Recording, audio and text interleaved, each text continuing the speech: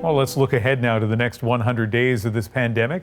And infectious diseases specialist Dr. Isaac Bogosh is here to answer some of your questions. And Dr. Bogosh, here's one that's plucked from the headlines. Someone is wondering, how risky is it for a league like the NHL to hold playoffs in hub cities?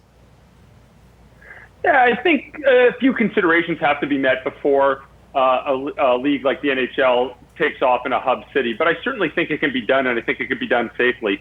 Firstly, the location has to be chosen, and certainly we'd want to pick a low burden area for the league to be placed in. The second thing is it's got to be safe, and for it to be safe, you really need buy-in from the public health officials. You have the green light from the federal, from the provincial or state, and from the municipal public health officials. And lastly, and also importantly, you need buy-in from the local community. Is the local community okay with a league using their city as the host city? And I think it's a completely doable process as long as you've gone through the right processes and as long as you've got the right permissions. I think it can be done safely, absolutely. With the news today, I've been really curious about what would happen if, say, we were in the Stanley Cup final and a player or a couple of players tested positive from a team. Very hypothetical situation, I know, but from a medical perspective, how do you think we should handle something like that?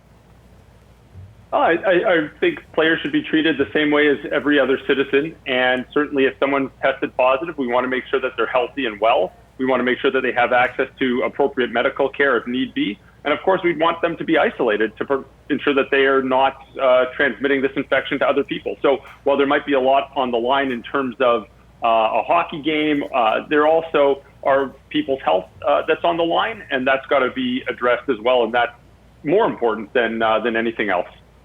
Let's go from one high-profile COVID situation to one that continues to get a lot of attention. Our next question is, should masks be mandatory when you go outside? Yeah, obviously this is a very contentious subject, and people have obviously some strong opinions on this matter. We really take a step back and we think about what are the public health guidelines right now. It's actually very clear.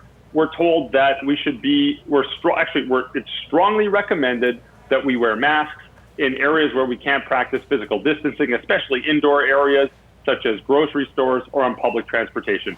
Pretty clear. Now, this issue about mandating masks is rather contentious, because if we mandate masks, we have to think about what that actually means. You know, are you going to not let someone on a bus or a subway because they don't have a mask? Well, that brings up equity issues. I mean, this is public transportation. It's for everybody. So if you're going to mandate them, you've got to give them out for free. The other issue comes up is enforcement. I mean, so let's say it's mandated. What are you going to do? Are you going to have bylaw officers writing fines and tickets for people? And on the one hand, it's easy to say, but that might be very hard to implement, especially when we take a step back and recognize that, you know, obviously Canada is a massive place. And we've heard about high burden areas such as in the GTA, which is actually getting under much better control now. But what if you're in Manitoba, where there's 7 active cases in the entire province, or in Thompson, Manitoba, where there's 0 cases? Are you going to mandate masking there? So there's a lot that really needs to be considered before that step's taken, I think. Lots to be considered, as you say, and particularly, I think, regional differences. Sometimes we gloss over these things when we talk about COVID. Dr. Bogosh, always nice to talk to you. Thank you. Anytime.